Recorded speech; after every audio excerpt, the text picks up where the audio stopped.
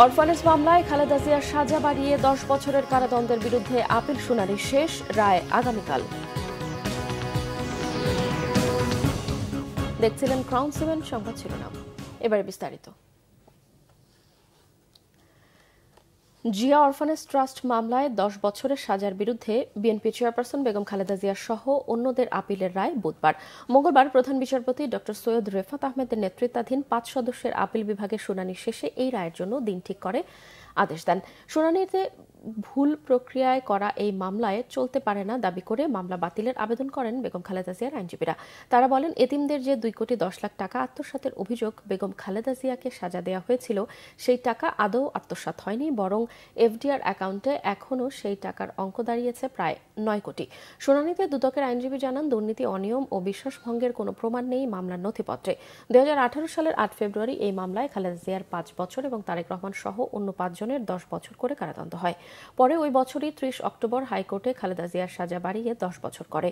হাইকোর্টের এই রায়ের বিরুদ্ধে লিভ টু আপিল করেন খালেদা জিয়া।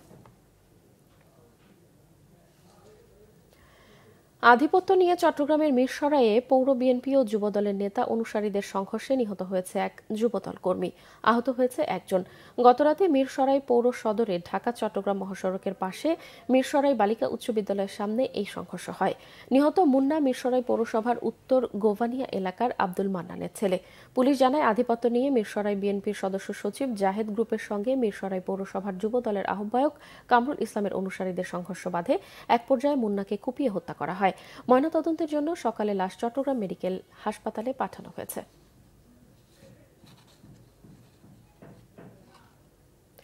সঠিক তদারকির অভাবে খুঁড়িয়ে খুঁড়িয়ে চলছে মেঘনা নদীর তীর রক্ষা বাঁধ প্রকল্পের নির্মাণ কাজ। জিওবাগে ভরাট করা বালু, ডাম্পিং, প্লেসিং সহ বাঁধ রক্ষার কাজের মান নিয়েও আছে নানা অভিযোগ। বাঁধের কাজের ধীরগতির কারণে বর্ষা মৌসুমে তীব্র ভাঙনের শঙ্কায় উপকূলের বাসিন্দারা। নিয়মমাফিক টেকসই বাঁধ নির্মাণ করা হচ্ছে উল্লেখ করে পানি উন্নয়ন বোর্ডের কর্মকর্তারা বলছেন, নির্দিষ্ট সময়ে শেষ হবে এর নির্মাণ কাজ। নোয়াখালী প্রতিনিধি নুরুল আমিনের তথ্য ও ছবিতে ডেস্ক রিপোর্ট। নোয়াখালীর দ্বীপ উপজেলা হাতিয়ার চানন্দি ইউনিয়নের নলেজচরে মেঘনা নদীর বাম তীরে দীর্ঘ 20 বছর ধরে চলছে ভাঙন। বসত ভিটা হারিয়ে নিঃস্ব হয়েছে হাজারো মানুষ। ভাঙন ঠেকাতে গত বছরের 8 এপ্রিল 378 কোটি টাকা ব্যয়ে 13টি প্যাকেজে মেঘনা নদীর 377 মিটার তীর রক্ষা প্রকল্পের কাজ শুরু করে পানি উন্নয়ন বোর্ড। এতে আশার আলো দেখতে শুরু করে নদী তীরের বাসিন্দারা। কিন্তু এ পর্যন্ত প্রকল্পের মাত্র 8% কাজ শেষ হয়েছে। কাজের মান নিয়ে স্থানীয়দের রয়েছে নানা অভিযোগ। নির্দিষ্ট সময়ে কাজ শেষ হওয়া নিয়ে শঙ্কায় তারা। 6 মাসের মধ্যে কাজ শেষ হবার কথা, এজন্য তদারকির অভাবকে দুষছেন অনেকে। এখানে সম্পূর্ণ অনিয়ম। এখানে ভরাট বালু দিয়ে বস্তা ভরে এখানে এলোমেলোভাবে ফেলছে। যেভাবে জিওবাগের নদী ভাঙন রোধ করার জন্য ফেলা হয় তা করা হয় না। 23 সালে কাজটা বাজেট হয়েছে, আজ 25 সাল দাঁড়িয়েছে স্যার, এখনো কাজটা হয় না।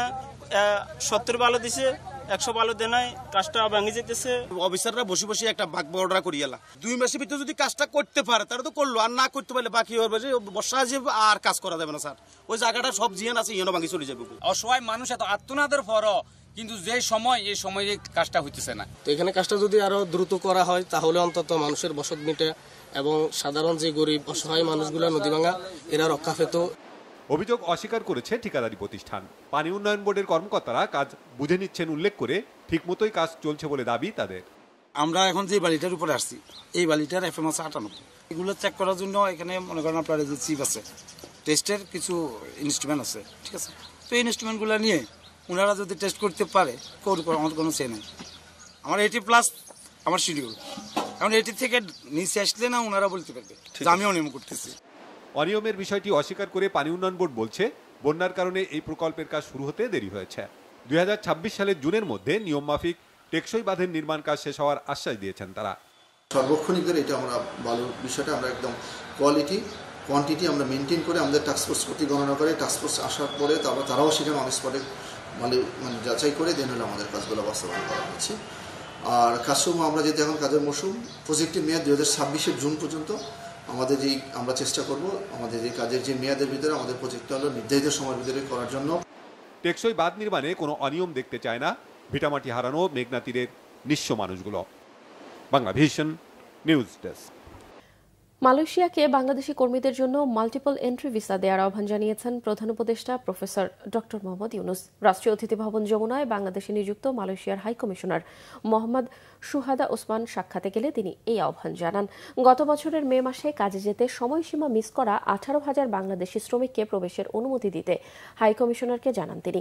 এ বিষয়ে দেশটির প্রধানমন্ত্রী আনোয়ার ইব্রাহিমের সাথে তার বৈঠকের কথা স্মরণ করিয়ে দেন প্রধান উপদেষ্টা।